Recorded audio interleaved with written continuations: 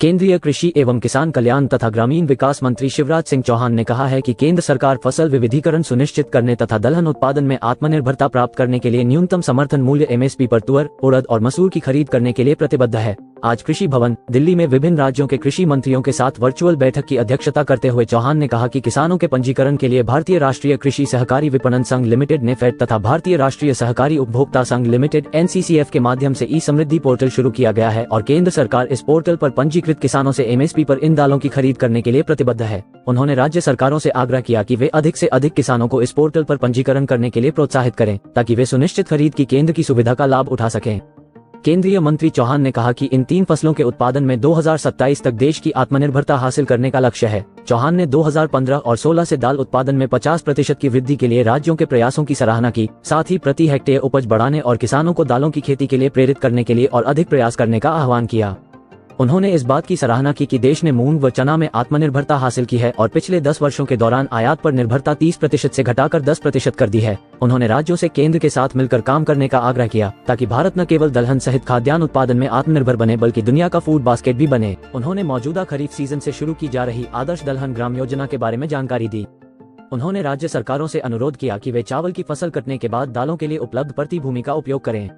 चौहान ने राज्य सरकारों से तुअर की अंतर फसल को भी जोरदार तरीके से अपनाने पर बल देते हुए कहा कि राज्य सरकारों को एक दूसरे के साथ सर्वोत्तम प्रथाएं साझा करना चाहिए, यहाँ विजिट करना चाहिए। सांसदों, विधायकों सहित जनप्रतिनिधियों को केवीके का लाभ किसानों तक पहुँचाना चाहिए। चौहान ने नकदी फसलों की ओर फसल विविधीकरण की आवश्यकता व मृदा उर्वरता बहाल करने की आवश्यकता के बारे में बात की।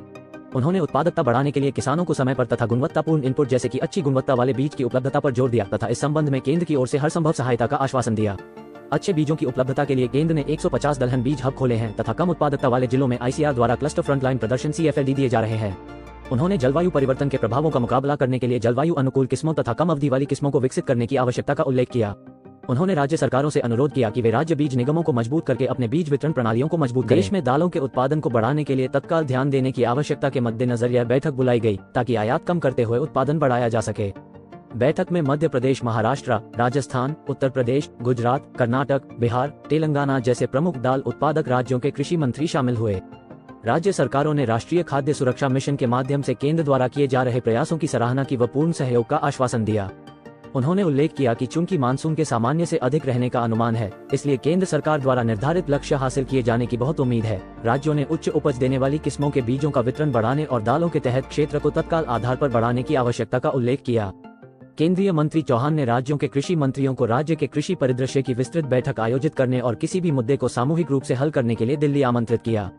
बैठक में केंद्रीय कृषि एवं किसान कल्याण राज्य मंत्री रामनाथ ठाकुर एवं भागीरथ चौधरी, कृषि सचिव मनोज आहूजा तथा कृषि अनुसंधान एवं शिक्षा विभाग के सचिव और आईसीआर के महानिदेशक डॉक्टर हिमांशु पाठक भी मौजूद थे। कृषि मंत्रालय की अतिरिक्त सचिव शुभा ठाकुर ने प्रेजेंटेशन दिया। और ज्यादा जानकारियों के लिए जुड़े रहिए DMT TV और दिल्ली मंडी टुडे चैनल के साथ।